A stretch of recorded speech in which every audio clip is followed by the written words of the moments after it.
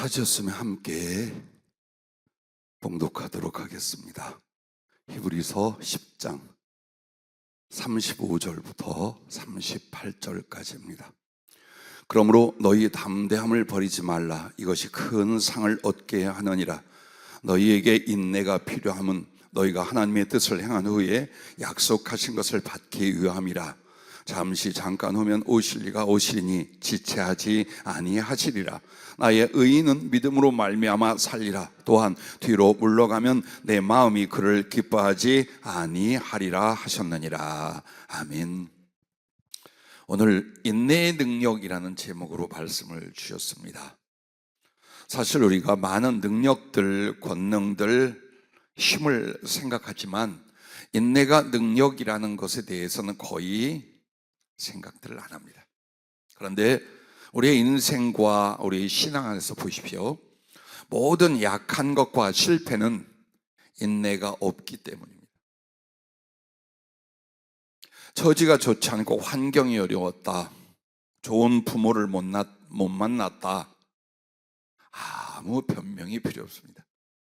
여러분과 나에게 주 안에서의 그 인내가 있었다면 강해지고 성공할 것입니다. 인내는 여러분과 내가 생각하는 그냥 참고 이를 물고 견디는 것만이 아닙니다.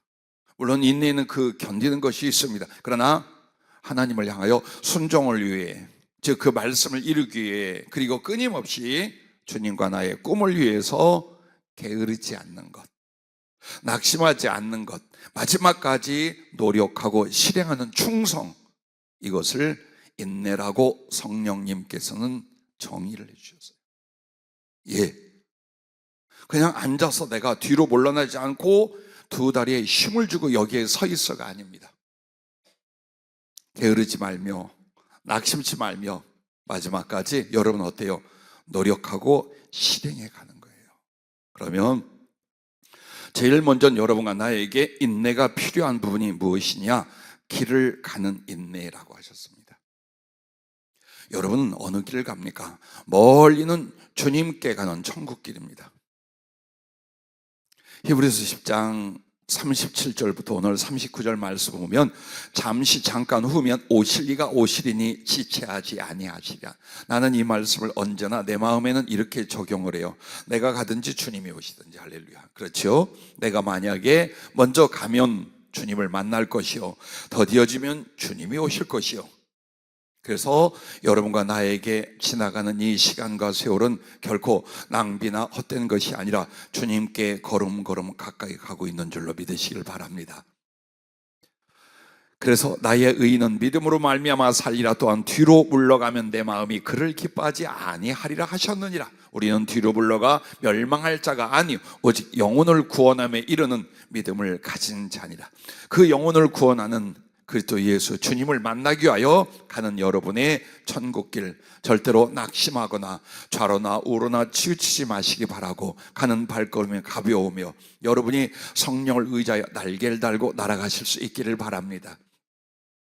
그러나 여러분과 나를 주님 나라까지 들어가지 못하게 하려고 사단과 그리고 어려운 환경들이 우리를 막습니다. 그냥 편안하게 우리가 쉬엄쉬엄 주님 나라 들어가는 것이 아닙니다. 혹독한 공격도 핍박도 유혹도 시련도 많습니다. 그러나 여러분은 현실을 보지 마십시오. 그리고 사람을 의지하지 마십시오. 오직 주께서 그의 말씀과 성령으로 내 손을 잡고 인도하심을 믿고 참고 믿고 바라고 견디어서 여러분이 모든 수고와 희생이 끝났을 때 예수님을 만나며 그 품에 있기를 바랍니다. 자, 두 번째로 여러분과 내가 가는 길은 이 길입니다. 주 안에서 택한 사명의 길이라는 겁니다. 우리가 성령으로 거듭나기 전에는 신앙생활의 초점이 교회 나가고 예배 참석하는 거예요. 그리고 마음에 예수님에 대한 생각과 당신을 의지하는 약간의 믿음이에요. 점점 하나님 말씀과 성령으로 주님을 만나고 은혜를 얻고 사랑을 경험해 가잖아요. 그럼 여러분들이 이제 어떤 삶의 결단이 오느냐? 내가 그리스도 예수께서 나를 위하여 살고 나를 위하여 죽고 나와 함께 계시는 것처럼 나도 예수님을 위하여 살고 예수님을 위하여 죽고, 그렇게 해서 내가 무엇이 예수님과 함께하며 그를 사랑하고 그를 위해 사는 삶인가에 대한 구체적인 여러분의 선택과 결정이 일어날 것입니다. 성경은 그것을 사명이라고 말합니다. 즉 여러분과 내게 사명이 없다, 사명의식이나 비전이 없다라는 말은 그만큼 예수님을 우리가 사랑하지 않는, 아직은 현실과 육신, 물질 등에 의하여 좌우되고 있는 이 상태예요. 근데 점점 내가 처음부터 태어나 지금까지 나의 모든 것, 가야 하는 길과 저무는 저녁에 내 고향집에 들어가는 그 모든 과정이 예수님으로 말미암는다는 것, 점점 알아가고 그 사랑에 쳤습니다. 그러면 예전에 주님을 몰라라 할 때는 내가 내 나름대로 내 인생길의 계획이라든가 바람을 다 가지고 있어요.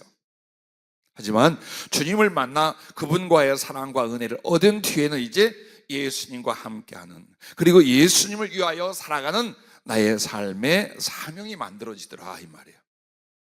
그래서 여러분과 내가 사도 바울을 보면 종교적인 열심이 있었고 학문에 뛰어났으며 그는 모든 나라 언어들에 능통한 자예요. 그리고 태어나면서부터 당시 세계의 주권을 가지고 있던 로마 시민권을 가진 자였어요. 바울의 조부는 큰 무역을 함으로 말미암아 로마에서 시민권을 줬어요. 그렇게 해서 그는 태어날 때부터 한마디로 금수저요, 아무것도 부족함이 없는 사람이었어요. 그런데 오직 하나, 영혼에 아주 깊은 갈망이 있었어요. 정말 하나님을 혹은 그 진리의 은혜를 혹은 오실 메시아에 대한 갈망이 있었어요. 그러다가 자기가 잘못된 열심을 가지고 예수 믿는 사람 잡아 죽이며 악을 행합니다. 사단의 앞잡이가 돼버리고 맙니다. 그럼에도 예수님은 그 사람의 그 행실은 정말 쳐 죽일만 하지만 그의 중심에서 모르고 한 거예요.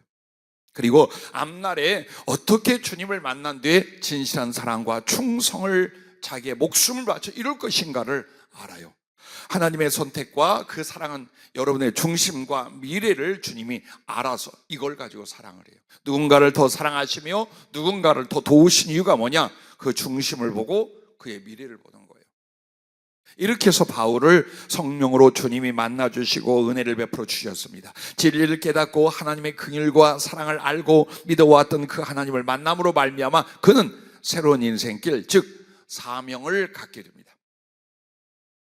그런데 그 사명은 바로 이방의 나라들에 가서 복음을 전하는 것이요. 특히나 왕이나 총독이나 귀인들이나 혹은 권력자들에게 복음을 전파하는 사명이 있었어요.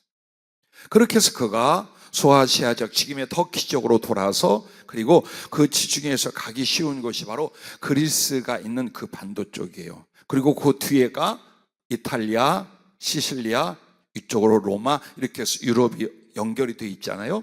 그래서 제일 많이 이방 선교를 유대 땅 사마리아를 지나서 간 것이 안디옥, 수리 안디옥을 통해서 어디로 가느냐? 수아시아 지역이라 말하던 지금 터키 지역, 그리고 거기서 배를 타고 건너가서 그리스 지역, 성경에 나오는 아가야, 고린도, 빌립보, 마케도니아 이런 쪽이에요. 그렇게 해서 다시 어디로 건너옵니까? 수아시아로 건너와서 도로 예루살렘까지 오고, 이렇게 이제 평생에 3번 하고, 그리고 이제 마지막에는 그 과정 속에서 로마로 가게 됩니다. 자, 이 과정에 대하여 마지막 로마에 가서 어떤 고난을 받고 죽임을 당했는가는 기록이 없어요. 말하지 않아요. 그런데 사도 바울이 고린도 후서에 11장 23절부터 보면 고린도 교인들을 향하여 말합니다. 그들 중에 지도자라 하는 자들이 사도 바울을 인정하지 않았어요. 잘못된 걸 가르치고 잘못된 복음을 복음이라 하며 엉망진창을 만들고 있는데 교인들이 꽤 많이 따랐어요. 그래서 이런 편지를 보내면서 이런 말이에요. 그들이 그리스도의 일꾼이냐? 정신없는 말을 하거니와 나는 더욱 그러하도다.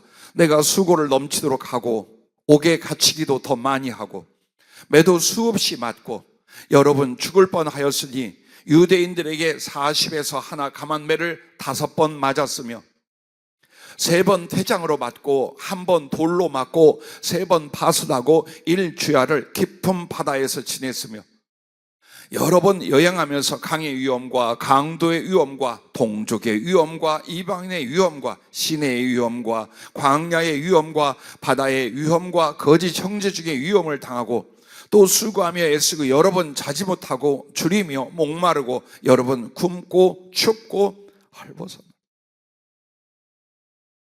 왜 그가 이런 말을 했을까요? 그때 당시 고린도 교인들에게 들으란 말이 아닌 것 같아요. 오늘 여러분과 나에게 사명이 있습니다. 주님을 위하고 복음을 위하고 영혼을 사랑하고 구원하는 일을 위하여 내가 사명의 길을 갑니다라고 하는데 고속도로 아니에요. 모든 도구와 필요를 다 갖다 주고 설설 놀고 너의 육신의 행복을 누리며 주의 길을 가는 거다가 아니라 이 말이에요. 누가 입은 만큼 고난을 받았겠습니까? 누가 바울만큼 고통과 죽었다 살고 죽었다 살 만큼 어려움을 겪습니까? 어쩜 여러분과 나는 정말 평온한 가운데 더 심하게 말하면 아주 이기적인 사명의 길을 가고 있다고 말할 수 있죠. 아마도 여러분과 나도 점점 더 사랑의 충성을 위하여 더 큰 수고와 고난을 기꺼이 택해 갈 것입니다. 그런데 어떻습니까? 바울의 충성과 그 사역을 저나 많은 주의 종과 성경을 연구한 사람들이 이 생각을 해요. 그는 엄청나게 많은 성령에 나타나는 능력을 받아서 그 사역을, 세계적인 사역을 이뤘다고 말합니다. 그러나 지금 소개한 이 고린도후서 11장 23절부터 보면 성령의 능력으로 한 게 아니에요. 하나님의 기적으로 이룬 게 아니에요. 목숨을 바치고 피를 쏟는 인내로 말미암아 그 사명, 그 사역을 이뤄낸 거예요. 오늘 우리에게 주신 교훈입니다. 엘리야가 하늘에서 불을 내렸어. 죽은 자를 살렸어. 이것만 바라봅니다. 아니요. 얼마나 많이 울며, 얼마나 많이 아프며, 얼마나 많이 죽을 것 같으며, 얼마나 많은 고통과 희생을 치릅니까? 기적은 그때 나타난 것이에요. 여유자작하는 신앙생활과 할 수만 있으면 대충 적당히 가는 사명 아닌 사명의 길에는 주님이 나타나서 그 기적을 이루시지 않아요. 앞으로도 여러분과 나, 우리 교회가 더욱 소중하고 진실한 하나님의 일들을 할 때 더 많이 고생할 수 있어요. 더 많이 수고할 수 있어요. 그러나 그것을 피하지 않기를 바랍니다. 모세를 보십시오. 모세의 출신을 히브리서 11장 24절부터 이렇게 말합니다. 믿음으로 모세는 장성하여 바로의 공주의 아들이라 칭함받기를 거절하고, 이 말은요, 그 공주가 그냥 공주가 아니에요. 그 왕의 이모나 고모뻘 된 사람이에요. 그리고 이 왕이 잘못하거나 이 바로 왕이 후손이 없으면 모세가 왕이 될 수 있었어요. 그리고 모세는 애굽이라는 제국의 선봉 장군이었어요. 모든 전쟁에 가장 앞서는 자로 무용이 있고 존경받고 능력이 있었어요. 그런데 그가, 우리가 출애굽기에서 보면 사람을 쳐주고 무서워서 도망간 걸 나오잖아요. 그런데 히브리서 기자는 거기에서 나타내지 않은 중요한 믿음의 부분을 말하고 있어요. 그게 뭐냐? 바로의 공주의 아들이라 칭함받, 즉 그 호화로움과 그 영광과 그 모든 좋은 것들을 거절하고 도리어 하나님의 백성과 함께 고난받기를 잠시 죄악의 낙을 누리는 것보다 더 좋아하고 그리스도를 위하여 받는 수모를 애굽의 모든 부하보다 더 큰 채물로 여겼으니 이는 상주심을 바라봄이라고 말합니다. 즉 출애굽기에서 그가 애굽을 떠난 이유가 잡혀 죽을까 봐 도망간 걸로 나오지만 그 정도가 아니었다는 거예요. 거기서 충분히 쿠데타를 일으킬 수도 있고 얼마든지 변명할 수도 있고 자리를 잡을 수 있어요. 그럼에도 그가 결정적으로 떠나간 것은 무엇이 압니까? 자기 히브리 백성들과 함께 고난받는 것과 그리스도를 위하여 그가 수모를 겪고 고생하는 것을 어떤 부귀 영광보다 더 원하였다. 즉 고난과 그것을 감당할 인내로 말미암아 바울도 모세도 자기 자신의 영혼을 구원하며 하나님의 뜻을 이루게 됩니다. 우리는 너무 기적을 바라고 능력의 일들만을 보려고 합니다. 성경에서. 그것은 하나님께서 그렇게 해서 하나님이 살아계신 표적이지 우리들의 사역이 그래야 된다는 게 아닙니다. 더욱 중요한 건 우리가 믿음 안에서, 그리고 사랑으로 말미암아 충성을 위하여 어떤 수고와 인내를 감당하여 이 일을 이루는가, 바로 여기에 달려있는 겁니다. 그러므로 천국에 가는 때까지가 있네요. 여러분이 사명을 안고 주님 앞에 내가 이런 일을 위하여 이렇게 살겠습니다 하면 그 길을 가는 과정과 그 일을 성취하는 게 어떤 능력으로요? 인내라는 능력으로 이룬다. 그것을 잊지 말라고 오늘 이 말씀을 주셨습니다. 그래서 인내란 길을 가며 멈추지 않는 진행이다. 좌로나 우로도 치우치 않고 멈추지 않는 진행이다. 이게 바로 인내라고 성경 말씀하시고 주님이 이걸 가르쳐 주셨습니다. 그러므로 한번 보십시오. 우리가 가진 생명이나 인생 자체가 뭡니까? 인내예요. 생명이 어떻게 유지가 됩니까? 인내예요. 인생이 무엇입니까? 인내로 전진해 가는 거예요. 그래서 여러분과 나는 인내가 영혼을 구원하고 인내가 생명이고 인내로 말미암아 인생을 가치 있게 만들 수 있는 거예요. 자, 두 번째는 우리의 인내가 어디에서 필요한가? 자기를 성장시키는 인내라고 했습니다. 제일 중요한 게 신앙인들에게 있어서 소망이 있지요. 그것은 하나님 나라에 들어가서 주님께 받을 사랑과 상급입니다. 또 하나지, 이 세상에서 갖는 여러분의 소망은 뭡니까? 주님을 사랑하게 하여 그에게 사랑의 쓰임을 받는 일일 거예요. 만약 이 소망이 없다면 여러분은 아직 예수님을 모르는 사람들이에요. 그런데 이 둘 다 여러분과 내가 무엇을 통하여 주님께 쓰임을 받고 어떤 과정을 통해서 하늘의 더 큰 상급과 영광과 사랑을 받느냐, 딱 하나예요. 여러분 스스로를 성장시키는 과정. 이걸 혼동하면 안 됩니다. 내가 신학을 공부하고 주의 종이 되어서 이렇게 사역을 해서 이걸로 하나님이 나를 평가하고 상을 주시느냐, 그리고 그렇게 한 과정 때문에 하나님 나를 들어 쓰시냐, 그게 아니에요. 절대로 아니에요. 착각들하면 안 돼요. 주님이 원하는 건 우리가 말하는 현실의 일이라는 규모가 아니에요. 그 일이나 그 상황에서 내가 어떻게 하나님을 향하여 영원히 성숙할 수 있는가예요. 그 부분이에요. 이걸 놓친다면 신앙이 잘못된 것이요, 여러분은 절대로 합당하게 사랑을 위하여 쓰임받는 일에서 실패하고 맙니다. 하나님이 들어 쓰실 상태가 아니야. 이건 지금 죽을 거 살려놔야 되고 더러운 거 고쳐놔야 되고 인간적인 거, 영적 사람을 바꿔놓아야지 하나님이 사랑을 위하여 들어 쓰긴 틀려서 지금. 그런데 우리를 들어 쓰시겠어요? 하나님의 긍휼로 겨우 천국에 갔다고 합시다. 더 큰 사랑과 영광과 상급이 우리를 위해 준비되겠어요? 안 됩니다. 그럼 여러분과 나는 무엇을 하는 거냐? 자기를 성장시키기 위한 인내로 사는 건데, 첫째가 영성의 능력, 경건의 능력을 성장시키는 겁니다.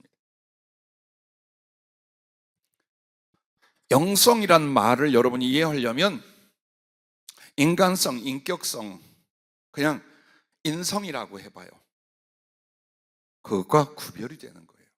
즉 영성이라는 말은 하나님과 함께하며 하나님을 사랑하며 하나님과 교제하며 하나님과 함께하는 모든 영적인 체질과 삶이에요. 이 부분에서 여러분이 변화되고 성장하는 걸 봐야 돼요. 이거 아니면 모든 수고가 별로 그렇게 유익하지 않아요. 나는 젊은 청년들하고도 그래요.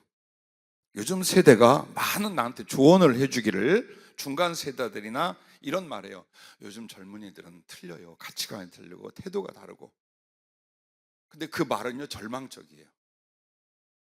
만약 요즘 어린이, 청소년, 젊은 세대를 맞추어서 우리가 한다면 진리고 성경이고 하나님의 사랑이고 축복이 뭐 아무것도 없어요. 그냥 지대만 마음대로 냅두면 돼. 아무렇게나 살고 하고 싶은 대로. 이게 사랑인 양, 이것이 자유인 양, 이것이 그 아이들을 행복하게 하는 양, 이런 쪽이에요. 그러나 성경은 수천 년 동안 세대가 바뀌어도 말씀과 그 뜻은 바뀌지 않아요. 자, 우리 교회도 젊은 청년들 많아요.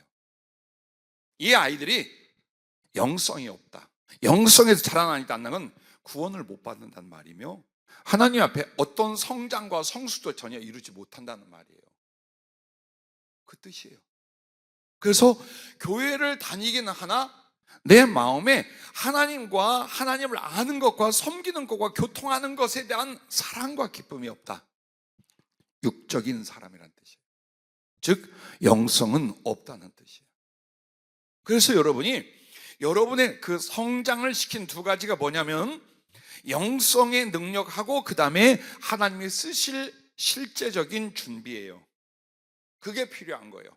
그걸로 성장해 가는가를 나이와 상관없이 여러분이 봐야 돼요.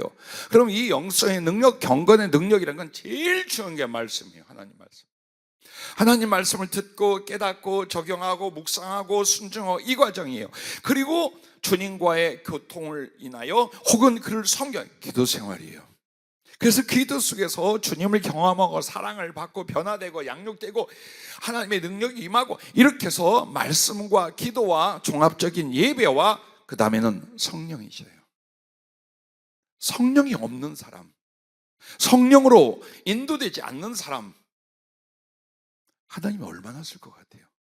혹은 하나님의 사랑을 얼마나 받고 하나님께 영광을 돌릴 것 같아요? 이후에 그가 하나님 나라에서 무슨 상을 받을 것 같아요? 아니에요, 여러분. 무서운 말이에요. 지금 이게 기도가 없어, 말씀이 부족해, 예배는 대충 적당이야. 그러므로 성령의 감동과 순종은 일어나질 않아. 그래서 그리스도의 사랑이 나의 마음과 삶을 지배하지도 않아. 그래서 내 성품이란 건 지극히 죄인이요 인간성이 팍팍 쏟아져 나오는 쓰레기와 같고 버려야 될 구중물과 같아. 그냥 사는 거야. 그런데도 그냥 사는 거야. 여러분, 그게 신앙생활 아니에요. 절대로 그게 구원을 주며 하나님의 생명에 참여할 수 있는 은총의 초청이 아니에요. 그래서 여러분 자기를 봐야 돼요. 영적이면 영성에 대하여 내가 사모하고 있는지, 그것을 체험하고 그 안에서 변화되고 성숙하게 하여 어떤 인내로서 경주하고 있는지 반드시 여러분이 보셔야 돼요. 교회 절대로 그냥 다니지 마세요. 절대로 그렇게 다니면 안 됩니다. 그래서 여러분은 쉽게 말하면 영적인 사람이요 육적인 사람이요, 여러분은 무엇을 지향하고 무엇을 기뻐하고 무엇을 더 사랑하는가를 보라 이 말이에요. 그렇게 하면서 여러분이 하나님 안에서 바로 그 기도나 말씀이나 예배, 성령과 사랑, 성품 등등이 뭘 만드는 게 그리스도 예수 주님을 닮아가고 따라가는 영적 성장을 일으키는 거예요. 그 부분에서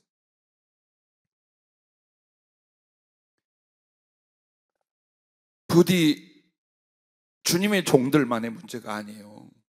우리 주님을 사랑한다, 하늘나라에서 그분의 사랑을 원하고 상급을 원한다, 이 땅에서 하나님이 나를 들어 쓰시기를 원한다라고 한다면 하나님이 뭘 쓸 것 같아요? 예를 들어서 우리 옥집사가 어마어마한 재벌이 된 거 보고 쓸 것 같아요? 아니요, 여러분, 그거 절대 아니에요. 하나님이 돈 보고 사람 쓴다? 절대 그거 아니에요. 그러면 어마어마한 학문과 지식을 갖고 있어. 그래서 그걸 쓴다? 안 써요. 왜? 하나님이 해도 돼요. 그런 건 하나님이 손가락만 튀기도 할 수 있는 문제예요. 돌멩이를 가지고도 하나님을 찬양할 아브라함의 후손을 만들 수 있어요. 그게 하나님이. 그럼 우리에게서 보는 게 뭘까요? 우리의 영혼이 하나님을 알고 사랑하고 당신의 모든 것을 기꺼이 사모하고 순종할 수 있는 영적인 성숙, 인격의 성숙, 영적으로 살아가는 사람으로 하나님께 속함, 이쪽에서의 성장이 일어나야 돼요. 이쪽에서. 그걸 하나님은 구원의 과정과 성숙하여 하나님의 사랑과 영광을 줄 과정으로 그 부분을 만들어 가고 계세요. 여러분 그걸 알아야 돼요. 그리고 또 주님이 쓸 때 그래요, 우리의 물질도 쓰시고 우리의 학문과 지식과 재능도 써요. 근데 뭘 위해서 쓰냐? 하나님의 말씀을 위해서 써요. 영적인 복음 전파와 하나님의 나타나심을 위하여 쓰게 돼 있어요. 즉 육신적인 건 물질적인 걸 가지고 영적인 것을 이루게 하여 여러분에게 주는 거예요. 그런데 영적인 부분이 발전 성숙을 못 시킨다. 고난과 연단은 있어도 하나님의 사랑에 참여하고 들어쓸 수 있는 기회는 들어가지 못합니다. 그래도 내가 이렇게 하면 되겠 아니요, 그러지 말아요. 여러분이 말씀을 넘어서서 무언가를 이룬다면 그 말씀은 진리가 아니고 하나님의 말씀이 아니에요. 그래서 오늘 한번 돌아보세요. 여러분 말씀의 지혜와 능력이 얼만큼이며 기도로 말미암아 주님을 섬겨 교통하는 그 시간과 깊이는 얼마만큼이며, 예배를 정말 진리와 성령으로 드려 주님과의 거룩한 감동과 교제와 섬김이 가능한지, 하나님의 성령의 사람이 되어 있는지, 그리스도 예수의 사랑이 나의 삶과 마음을 주관하는지, 그러므로 나의 성품과 인격성이 주 예수 그리스도를 향하여 성숙 변화가는데, 그것을 위하여 내가 정말 전심전력의 노력과 인내를 행하고 있는지, 그걸 보라는 거예요. 그걸. 그리고 두 번째가 기타 하나님 쓰심을 위한 준비인데, 이게 바로 재능과 인격과 지혜 혹은 사업 등 이런 것들이에요. 자, 하나님께서 여러분과 나를 써주시기를 바라는데 영의 모습만으로 쓰지 않는단 말이에요. 영은 영혼으로서 주님 받을 거예요. 근데 그 영의 인격성, 영성이 만들어지고 이 사람이 실제로 하나님의 일을 하는 건 이 땅에서 하되 누군가를 위해서 해요. 사람들을 위해서 하게 돼 있어요. 그러므로 여러분은 하나님의 일은 공중에 띄우는 게 아니라 사람들을 돕고 사랑하고 구원하고 하나님의 사람으로 양육 세워가는 이 모든 것들이에요. 그래서 여러분과 나는 전부 다 하나님의 일을 땅에서 누구를? 사람들을 대상으로 한다. 그러면 그 사람들을 돕고 그 사람들을 구원하게 하여 여러분은 어떤 재능을 가지십니까? 어떤 인격성을 준비하고 있습니까? 어떤 지혜를 마련하고 있습니까? 어떤 사업이나 비전을 준비하고 실천하고 계십니까? 그걸 하라 그 말이에요. 하나의 예를, 아픈 예를 들을게요. 40이 되던 해에 언어 준비를 성령이 시켰어요. 10배의 지혜를 줄 테니까 언어를 준비해라. 그래서 세계적인 사역을 계속 순종 못했어요. 그리고 시간이 지났는데 뭘 느낀 줄 압니까? 사역이 좁아지는 거예요. 언어가 안 되니까 해외로 내보내서 직접 다이렉트로 복음을 전하고 설교를 하고 영혼들을 가르치고 상담하고 해야 되는데 안 되니까 뭡니까? 조금씩 내 마음에도 위축이 되고 동시에 하나님의 사역이 좁아지는 거예요. 거기에서 언어의 능력은 뭡니까? 재능 안에 들어가는 거예요. 하나님을 사랑하고 쓰임받게 하여 이와 같이 여러분들 각자에게 있어서 지금 내가 무엇을 준비해야 되는가? 하나님을 사랑하고 그에게 쓰임받게 하여 나는 영적인 것 말고도 나의 삶 속에 지금 뭘 준비해야 되는가? 그 준비된 인내가 있어야 되는 거예요. 막연하게 나 복음을 전할 겁니다. 말씀 없잖아. 교리나 신학적인 지식, 성경적인 지식도 없잖아. 근데 복음 전하겠다고 그래요. 안 되잖아요. 그거 안 되잖아요. 가서 문계 와봐 이거밖에 안 되잖아요. 응? 예를 들어서 보세요. 여러분이 구제하겠다 그랬어요. 구제하고 선한 일로 사람들 돕겠다 그랬어요. 여러분 근데 어떤 경제적인 활동도 안 해. 하늘에서 떨어지길 바라. 아니요. 경제적인 활동을 하면서 그걸 목적을 어디에 갖는 거예요? 구제와 베품과 선한 일을 갖는 거예요. 그러므로 그 경제적 활동 자체가 뭡니까? 재능을 준비하는 거예요. 하나님이 쓰실 수 있는 그걸 준비하는 거예요. 지혜도 마찬가지요. 여러분의 특히나 능력과 탤런트 중에 중요한 거 뭐냐면 사람을 대하는 인격성이에요. 자, 성품이란 말과 인격이란 말의 중요한 차이가 뭐냐? 성품이란 말은 여러분은 홀로 그 마음의 됨됨이를 말해요. 그리고 거기에 대한 기질과 성향을 말해요. 그러니까 인격이라는 건 뭐냐? 사람을 대하여 성질, 성품이 어떻게 나오는가, 이걸 말하는 거예요. 그런데 우리는 사람을 돕고 사람을 구원하고 사람을 사랑하고 사람을 위해 줄 거예요. 근데 인격이 빌어먹게 생겼어. 어디다 쓰겠어요, 주님? 생각해봐요. 지밖에 모르고 삐지고 성질내고 오해하고 말 함부로 하고 사람에게 상처 주고 이러고 있어. 근데 사람 돕고 구원하라 간대. 절대 안 돼요, 여러분. 그런 일 없어요. 사람 다리 다 가서 걸어버리면서 사람 구원하겠다, 일으켜주겠다고 하는 거 똑같아요. 그래서 여러분과 내가 하나님께 영혼의 성장과 그가 들어 쓰심에서 제일 중요한 것 중에 하나가 뭐냐? 인격성이라는 거예요. 사람을 어떻게 대할 수 있는가예요. 그들에게 정말 어떤 자비와 지혜를, 사랑을, 혹은 거기에 맞는 인간관계의 덕을 어떻게 세울 수 있는가?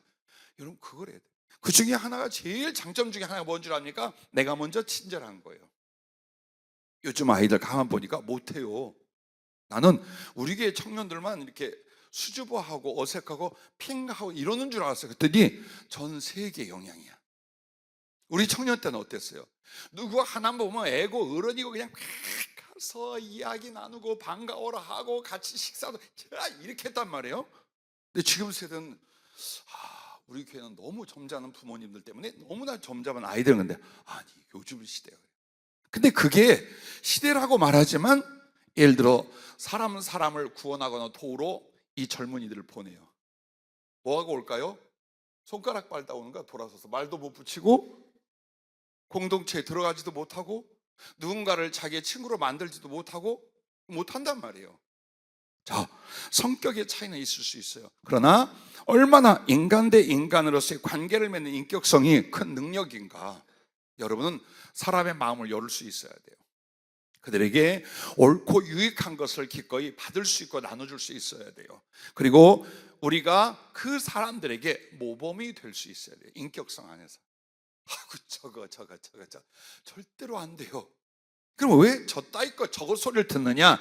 여러분과 내가 성장시키지 않기 때문이에요. 성장시키지 않기 때문에.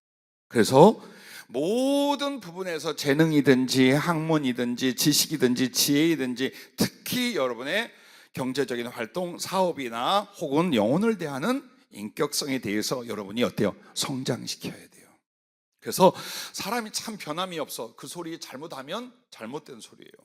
참 변함이 없어. 10년 전에 만나 지금은 또 인상이 똑같아. 뭐 툭툭하고 말이야. 인사도 잘하고. 이렇게 가면 안 돼요. 이렇게 가면 변함이 없다는 건 믿음이나 신뢰나 사랑에서 변함이 없이 인격성에서 아무것도 성장이 안 돼. 그러면 사람들 세상에 보내서 어떻게 도와요? 어떻게 사랑하고 어떻게 가르치고 어떻게 구원을 해요? 이런 부분에서 지금 여러분과 나는 자기를 하나님을 사랑하고 하나님이 쓰실 수 있는 이 두 가지에서 영적인 것과 실제적인 것에서 어떤 준비, 어떤 단련을 위해서 노력하고 인내하고 있는가, 이걸 보랍니다. 고넬료의 그 구제나 기도나 경건에 대해서 성경은 사도행전 10장에 이렇게 말합니다. 항상이라고 말합니다. 항상. 즉 구제나 혹은 하나님께 예배드리고 기도하거나 하는 게 어쩌다 한 번이 아니라 항상이라 이 말이에요. 항상. 그럼 그 항상이 뭡니까? 그게 인내예요. 그럼 그 인내는 뭡니까? 성장시키는 능력을 가져오는 거예요. 그래서 항상 기도하고 구제하고 온 집안 전부 다 가르쳐서 하나님을 경외하는데, 이 믿음이, 이 영성이, 이 경건이 점점 커지니까 어떻게 하냐? 하나님께 상달반대해서 하나님께서 천사를 보냈잖아요. 그래서 그 천사가 어떻게 합니까? 사도 베드로를 연결하여 만나게 합니다. 왜? 이들을 더 성장시키기 위해서. 어느 면에서 하나님 말씀, 예수 십자가의 복음을 정확히 깨달아 알게 하고 성령을 부어주게 한 거예요. 이게 뭘까요? 성장이에요. 이게 성숙이에요. 여러분이 하나님의 진리로 깊게 깨닫고 그것을 내 안에 모시는 만큼 영적 성장이 일어나는 거예요. 그리고 거기에 비하여 성령님 어때요? 너 나한테 구하지 않으니까 내가 안 줄까? 그렇지 않아요. 여러분이 하나님 말씀을 듣고 여러분의 인격과 영혼에 모시고 따라가잖아요. 성령님이 같이 역사해요. 그래서 그들이 어떤 성령 받을 준비가 된 게 아니에요. 주의 십자가의 복음을 깊게 알고 그들의 영성은 이미 준비되어 있었어요. 그러므로 위하여 기도할 때 성령이 그 모여있는 사람 전체에 불같이 임했어요. 이렇게 해서 주님이 준 게 뭡니까? 성장을 시키는 거예요. 성숙을 시켜놓는 거예요. 그래서 우리가 어떤 열매를 당장에 보지 않아도 하나님 말씀 안에서 영적인 부분과 하나님이 들어설 수 있는 부분에서 부지런히 자기를 발전시키고 있어라. 아니 뭐 몇 년 가도 별 볼 일이 없는데요. 네 인생이 몇 년이니? 앞으로도 몇십 년이 남았는데. 그래서 어떻게 됩니까? 낙심하지 말고, 변명하지 말고, 게으르지 말고 부지런히 자기를 하나님 말씀을 통해서 성장, 변화, 성숙시키는 최선을 다해. 이 인내가 필요하다 그 말이에요. 그때 주님이 어떻게 하시겠습니까? 하나님께서 당연히 은혜를 더하고 사랑하사 쓰시고, 그리고 하늘에서는 특별히 당신의 보좌 우편에 두시지 않겠습니까? 그래서 인내란 자신을 만들어 하나님께 드리는 성실이다. 게으르면 안 됩니다. 여러분, 게으르면 안 됩니다. 정말로 내가 육신을 위하여, 삶을 위하여 사는 그 성실의 2배, 3배, 4배, 5배를 하나님을 향하여 가지십시오. 그래서 여러분들 드린다는 게 뭡니까? 하나님의 말씀과 뜻을 쫓아 성숙시키는 거예요. 성장시키는 게 그게 바로 나를 하나님께 드리는 거예요. 나를 관 속에 집어넣습니까? 아니면 불 가운데 던집니까? 하나님께 드린다는 건 말씀을 쫓아 나의 영혼과 삶, 그리고 하나님의 쓰실 만한 그 부분에서 성장을 시키고 있는 것, 그게 하나님께 자기를 드리는 거예요. 그래서 인내란 자신을 만들어 하나님께 드리는 성실이라고 했습니다. 자, 3번째, 무엇에서 여러분과 나에게 인내가 필요하고 인내가 능력이 되는가? 시련을 극복하는 인내입니다. 우리가 인생을 살면서 시련이라, 혹은 환난이라, 혹은 고생이라, 혹은 실패라, 많은 종류의 시련들이 있습니다. 그러면 이걸 무엇으로 이기느냐? 인내밖에 없어요. 가끔 여러분들 이야기를 들으시죠. 저도 그 이야기를 많이 저에게 이렇게 읊어줄 때가 있어요. 어떤 거? 이것도 지나가리라. 예. 많이 힘들고 고통스럽고 모욕스럽고 괴로울 때에 여러분 어때요? 주님의 은혜로 이것도 지나가리라. 항상 내게 붙잡하여 나를 괴롭게 하고 고통스럽게 하고 나를 무너뜨려. 아니요, 지나가고 있어. 그래서 여러분과 내가 시련을 극복하는 건 인내보다 능한 능력이 없어요. 그래서 여러분의 인내는 그러면 시련을 극복하기 위해서 어디서 만들어지느냐? 말씀과 기도로 극복하는 걸 하셔야 돼요. 언제나 어떤 어려움과 상처와 환난과 고난과 시련들이 왔을 때에 그것을 나의 가진 의지와 힘으로 어떻게 보려고, 혹은 사람을 의지하고 물질을 의지하고, 절대로 그렇게 하지 마세요. 절대로. 그럼 어떻게 할까? 이미 여러분과는 말씀 그리고 하나님을 향한 기도가 있어요. 그래서 여러분이 하나님 말씀을 듣고 나에게 대입을 하고 그 말씀대로 나의 마음을 고정시키고 변화시키고, 그리고 하나님께 이 고난과 역경을 아뢰이며 그 은혜를 입고, 그래서 하나님께서 뭘 합니까? 하나님의 뜻이 무엇인가를 가르쳐주기 시작을 해요. 이 고난과 역경과 시련이 그냥이 아니라 이 속에서 하나님은 왜, 무엇을 그리하여 이걸 한단 말이에요. 이걸 그냥 하나님이 손이 없고 능력이 없어서 내 사랑하는 아들이, 내 딸이 어떤 어려움을 겪는데 어쩌냐 이러시냔 말이에요. 그게 아니라 이거예요. 내가 잘못된 선택으로 고생이나 시련이 왔어도 주님께서 어떻게 해요? 그 속에서 우리에게 유익한 것을 주려고 해요. 그래서 이 시련과 고난 속에 하나님께서 나를 향한 뜻이 무엇인가, 그걸 말씀과 기도가 아니면 몰라요. 그리고 이것을 급격하게 나의 마음과 자세에서 환경과 상황을 뒤집어 엎는 데에 기도보다 빠른 능력은 없어요. 그렇게 해서 여러분이 말씀과 기도로 어떤 시련이나 시험을 극복해 나가면 바로 그 시련의 때에 주님과 동행하게 되는 거예요. 주님과 동행을 하면서 하나님의 마음, 하나님의 사랑, 하나님의 뜻을 보게 되고 그것이 성취되어 가는 과정을 여러분이 동행하게 됩니다. 그래서 결코 우리 기독교인들이 시련이다 환난이다를 두려워하지 말아요. 이번에 또 내가 하나님 말씀께 더 깊게 들어가며 더 간절히 기도하라고 성령이 부르셨구나. 할렐루야. 그리고 그게 실제예요. 그게 실제예요. 그래서 여러분이 고난 중에 기도로 말미암아 극복하고 말씀으로 극복하는 게 가장 잘 나타난 교훈이 시편 107편이에요. 시편 107편을 항상 여러분 가까이 두고 묵상하세요. 고생이 올 때, 어려움이 올 때, 아픔이 올 때, 힘들고 지치될 때 그 말씀을 보세요. 주님은 어디로 인도해요? 내가 잘못해서 말미암아 고난이 왔든지, 우리가 삶의 어떤 현실과 현상에서 고난이 왔든지 전부 다 여호와께 부르짖었더니 주께서 그를 그 고통에서 건지시고 평안한 가운데, 이렇게 하셔요. 그걸 4번이나, 같은 시편 안에 4번이나 나와요. 오늘 그렇습니다. 시련이니 환난이 없으면 좋겠죠. 그러나 인생이 어디 그와 같고 죄로 살아가는 이 세월이 어디 그와 같습니까? 옵니다. 그때 여러분이 말씀을 붙들고 더 하나님께 엎드려 기도하노라면 여러분이 평안할 때 보지 못했던 주님을 고난 속에서 만날 겁니다. 그리고 평안할 때 경험하지 못했던 하나님의 사랑을 그 고난 중에 포도주를 마시듯이 여러분은 충분히 경험하고 눈물겨운 감동으로 주 예수를 더욱 사랑하게 만드는 상황이 일어날 것을 믿으시기 바랍니다. 그래서 여러분과는 시련을 나의 변화와 성숙의 기회로 만드셔야 돼요. 그냥 막 견디자, 좀 어떻게 되게 하지 말아요. 지금 이게 뭡니까? 경제적인 시련입니까? 인격 관계의 시련입니까? 혹은 연약한 육체의 질병입니까? 혹은 무언가를 기다리는데 그것이 잘 되지 않는 시련입니까? 그때 여러분은 막연하게 저 수평선 너머에서 무역선이 오는지 안 오는지 그러지 말고, 여러분은 어때요?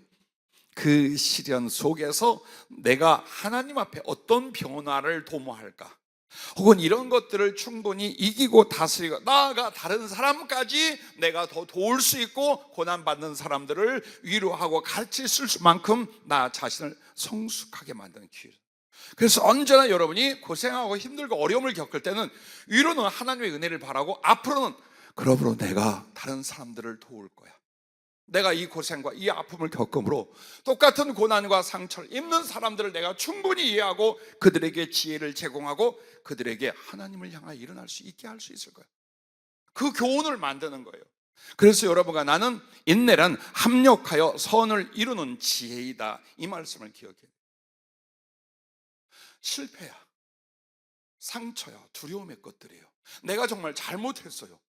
잘못 선택하고 잘못 행동해서 어마어마하게 어려움이 왔어요. 그러다 여러분이 하나님 말씀과 기도로 말미암아 인내해 나갈 때에 그것은 어때요? 합력하여 결과를 선을 이루게 만드는 바로 그 지혜라, 그 말입니다. 그래서 여러분은 언제나 시련의 때에 강하고 담대할 수 있기를 바랍니다. 그게 잘한 거예요. 똑같은 일을 하다가 아이고 어떡하나 이거 어떡하나, 아이고 죽나 보다, 내 인생 끝나, 이러고 있었어. 근데 그걸 잘 극복하죠. 똑같은 것이 왔어요. 그러면 어떡하나, 근데 예전에 이겼었지. 세 번째 왔어요. 할렐루야, 주님 이걸 통해 뭘 주시려나? 이게 강하고 담대함. 응? 그만큼 성장한 거예요. 여러분들이 사랑에 있어서도 마찬가지야. 나밖에 막 모르다 시련 연단 겪고 났더니 여러분이 아프면 제일 먼저 고쳐준 뒤에 누가 생각나요? 똑같은 병, 그야말로 동병상련이 일어나는 거예요. 보면 얼마나 아플까, 저 때는 어떻게 해야 될까, 가서 기도해주고 도와주고 위로하고 그러면서 이때는 이렇게 하시는 게 좋고 이게 좋고. 어려움을 겪는 사람들에게 여러분이 얼마나 아름다운 덕으로 위로하고 도울 수가 있겠습니까? 이렇게 해서 반드시 어떤 고난과 역경의 과정을 여러분이 인내로 말미암아 지나고 난 뒤에 여러분은 변화와 성숙한, 그래서 그 결과는 고난이고 역경이었지만 그 과정은 결과는 선한 것, 하나님께도 내게도 다른 사람에게도 선한 결과가 되어갈 수 있기를 바랍니다. 자, 다니엘, 그 다음에 하나냐, 미사엘, 아사랴라는 네 청소년들, 그들이 바벨론으로 포로되어 갔어요. 그들에게는 각자 혹은 단체로 2번 정도의 성경 다니엘서에 보면 극심한 시험과 환란이 옵니다. 근데 그 마지막이 전부 다 뭐냐? 이 하나냐, 미사엘, 아사랴 셋 있을 때 하고 그 다음에 다니엘 따로 겪는 그 시련이 왔어요. 근데 그것이 하나님께 예배하지 말라는 거, 절대로 하나님 앞에 기도하지 말라는 거, 하면 너는 사자굴에 쳐넣어버리겠다는 거. 또 하나는 금이 신상 우상에 절을 해라. 그래서 하나님을 배반케 하는 일이에요. 대신 재물과 명예와 영광과 출세의 모든 게 다 약속이 돼 있어요. 한 번만, 왕이 그랬어요. 이뻐하고 사랑하거든요. 그래서 한 번만 그냥 다시 너희를 위하여 오케스트라, 이 우상을 위한 찬양이 나올 때 그때 있잖아, 한 번만 해. 응? 한 번만 하면, 그래서 그 많은 방백과 혹은 귀족들과 모든 사람들에게 기회를 줬어요. 한 번만 하면 너희는 보장이 된다. 그때 뭐라고 합니까? 왕이요, 이것에 대해서는 다시 우리가 말을 안 할 것입니다. 왕이 우리를 풀문풀수 그렇다고 집어들면 살아계신 하나님께서 그 불 가운데서 우리를 지키실 것입니다. 그러나 그리 아니하실지라도, 하나님이 불 가운데 던져서 우리가 죽는 걸 내버려 둔다 할지라도 우리는 결코 신상에게 절하여 하나님 배반하지 않겠습니다. 다니엘은 기도 안 하면 됐어요. 예배 안 드리면 됐어요. 근데 보라고 가서 예배 드리고 기도하다가 체포되어서 사제굴에 던져졌어요. 이 시련과 환란 위기에 이 네 청년은 맞닥뜨렸을 때 그들은 이렇게 될 수 있어요.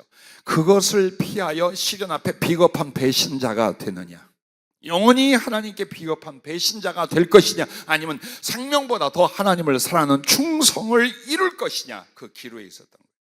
우리도 시험이나 환란 때에 여러분과 내가 겪는 환란이다 시련이라는 게 고생만이 아니에요. 유혹도 있어요. 유혹도 있어요.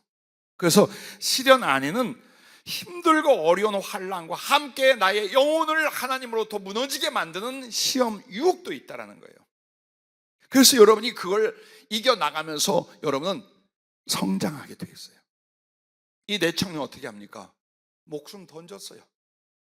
즉 한마디로 그 유혹과 그 환란의 시련을 그냥 던져 믿음으로, 말씀으로 주의 뜻을 위하여 자기를 던져 통과를 하는데, 그 뒤에 그들이 어떤 영적인 사람, 어떻게 하나님을 경외하는 사람, 그러므로 왕들이 그들을 인정하고 어떻게 들어쓴 사람이 됩니까?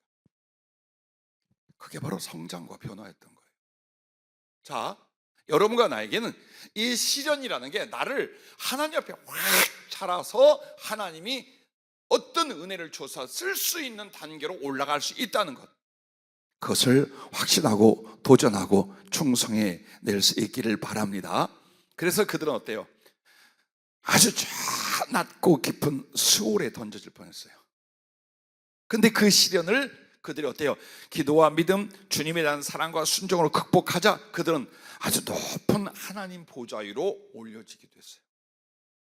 그래서 여러분과 내가 합력하여 선을 이룰 것이며, 시험이다, 환란이다, 어려움이다 할 때 여러분은 좋아, 이때 내가 하나님 앞에 자라나자, 변화되자, 하나님 보시기에 합당하도록 나를 만들어내자, 이 지혜와 믿음이 일어날 수 있기를 바랍니다. 자, 마지막은 이제 그 인내로 모든 것을 성취하는 인내가 되게 한다는 겁니다.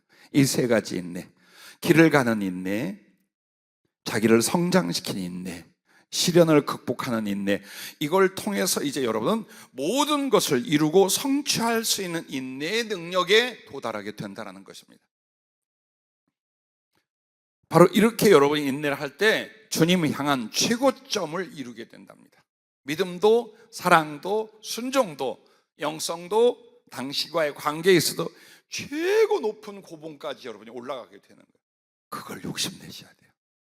그걸 내가 당신에 대하여 말씀에 대한 지식과 순종도, 기도를 통하여 더 하나님께 나를 분해하여 섬기는 섬김도, 그리고 무엇보다도 이 세상과 삶을 대처하는 나의 믿음이며 사랑이며 주님을 향한 이 모든 것들의 최고점에 오르게 된다는 거예요. 이 과정을 겪고 나면. 그래서 주님이 여러분의 가짜는 다 떨어져 나가게 하고 여러분의 진실은 하나님께 차곡차곡 쌓이게 만드는 게 뭐냐? 시련, 환란, 수고, 희생, 이런 것들. 우리가 무엇으로 만들 수 있을까요? 정신으로 만들 수 있을까요?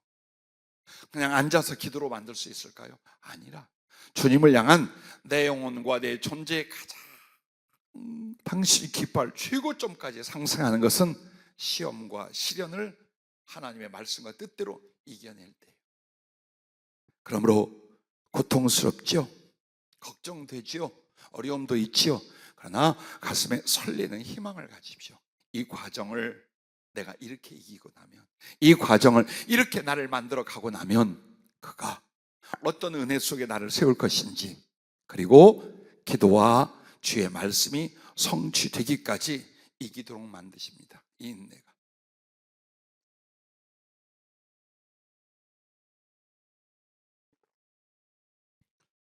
노아가 아주 흉악해진 세상 인간들을 하나님이 물로 섬멸하시기로 했어요. 그러나 당장에 쳐서 다 죽게 한 게 아니었어요. 계속 전하게 했어요.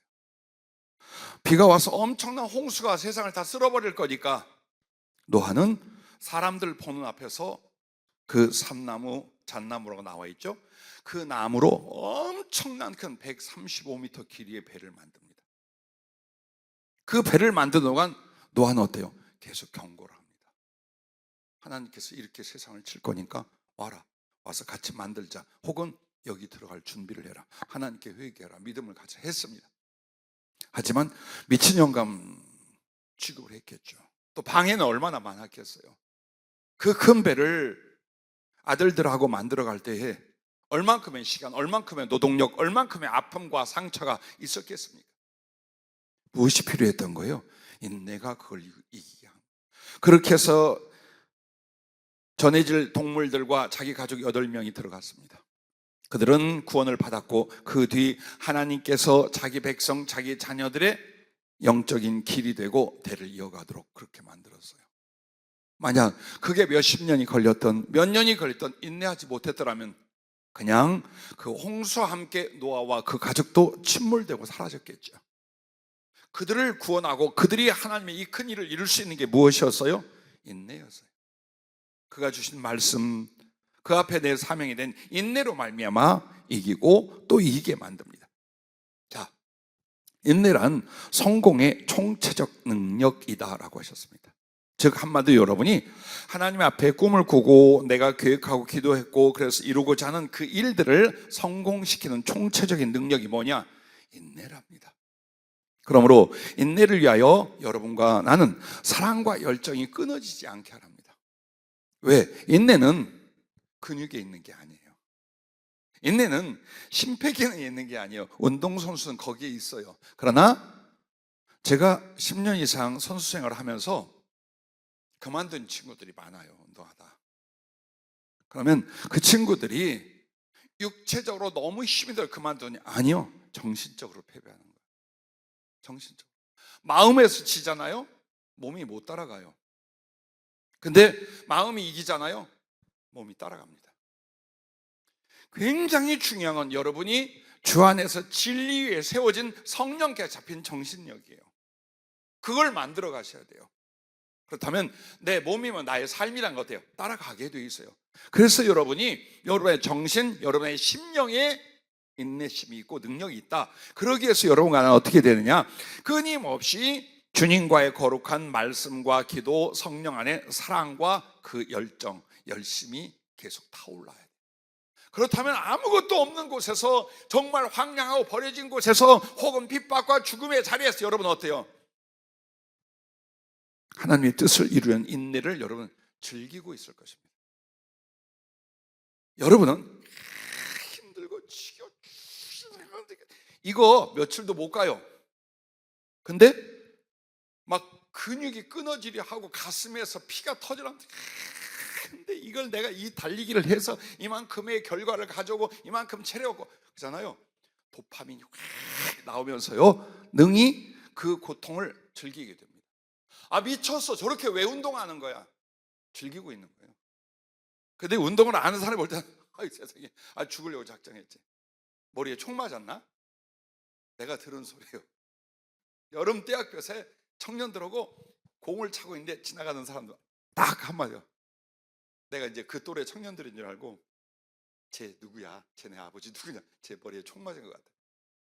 그게 우리들의 신앙이나 인생에도 마찬가지입니다. 여러분이 거룩한 목적을 가지고 그리고 하나님의 은혜의 방법으로 간다면 그 인내가 힘이 든 것이 아니라 즐거움이 되고 즐김이 되기 시작합니다. 절대로 고통스럽고 괴로운 걸 혈깨묵하게 안 합니다. 가슴이 뜨거워지시. 그래서 언제나 내가 모든 걸 참고 이길 수 있는 그 인내는 어디에서 오느냐? 주님과의 사랑과 그 사랑의 열정에 있어요. 이게 식어지지 않는다면 여러분과 난 어떤 사람이 돼요? 진리를 위한 미친 사람들이 돼요. 진리를 위한 특공대가 돼요. 이미 목숨을 내어놓고 하나님의 진리와 그 선한 뜻을 위하여 자기를 던질 수 있는 초월된 사람으로 가게 만들어요. 그게 타고난 게 아니에요. 그렇게 사랑의 열정과 열심으로 계속 인내를 만들어 온 사람들은 그때 가서 충분히 그렇게 될 수 있다는 것을 잊지 마시기를 바랍니다. 그러므로 너희 담대함을 버리지 말라. 이것이 큰 상을 얻게 하느니라. 그 담대함이 어디 있어요? 심령에 있고 정신에 있는 거예요. 부디 여러분이 어느 문제를 인내를 해야 할 때 이 사랑과 열정이 어디에 있습니까? 주님과 말씀과 성령 안에 있습니다. 그런데 우리의 주님과 주신 말씀과 성령님은 막히거나 끊어지거나 실패가 전혀 없는 분들입니다. 그래서 여러분이 그 말씀과 성령으로 행하잖아요. 그러면 믿음은 주님과 말씀과 성령을 의지하는 것이 되고, 소망은 그것을 따라가는 것이 되고, 사랑은 주님과 말씀과 성령을 내가 순종하는 것이 돼요. 그래서 여러분의 인내의 능력은 믿음과 소망과 사랑에 있답니다. 그걸 키워내는 거예요. 그걸 키운 사람들을 이제 여러분 주님께서 어디요? 아프리카로 가라. 주님, 난 두드리기가 심해서 아프리카 못 갑니다. 그래? 그러면 넌 그린란드로 가라. 주님, 제 감기가 잘 걸리고 거기 감기 안 걸려. 그럼 어디로 갈까? 저요? 플로리다로 가서 별장을 하나 주시고 요트를 주시면 제가 거기서 선교를 하겠습니다. 죄송해요. 아주 흉악한 예를 들어서 죄송해요. 아니요. 주님이 여러분과 내가 만들어진 그 인내를 통하여 어디를 무엇을 맡겨도 여러분 어때요? 즐거이 순종하고 꼭 성취하고 이루는 사람들이 되는 거예요. 그래서 우리가 더 소중한 목적과 목표를 향하여 파송되고 쓰임받기 전 주님은 지금 뭘 만들어요? 총체적인 인내를 만드는 거예요. 그게 바로 주님 안에서, 말씀 안에서, 성령 안에서 믿음과 소망과 사랑이 강하게 올라와요. 여러분이 잘 아는 마태복음 25장에 나오는 1달란트, 2달란트, 5달란트 받은 종들을 보세요.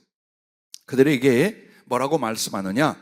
어떤 사람이 타국에 갈 때 그 종들을 불러 자기 소유를 맡김과 같으니 각각 그 재능대로 한 사람에게 금 5, 2달란트, 1달란트를 주었다고 나옵니다. 그리고 그것으로 장사하여 또 5달란트를 남기고 했어요. 근데 1달란트 받은 사람은 받자마자 땅을 파고 그 속에 탁 쳐놓고서 지 인생 지가 하고 싶은 거 했어요.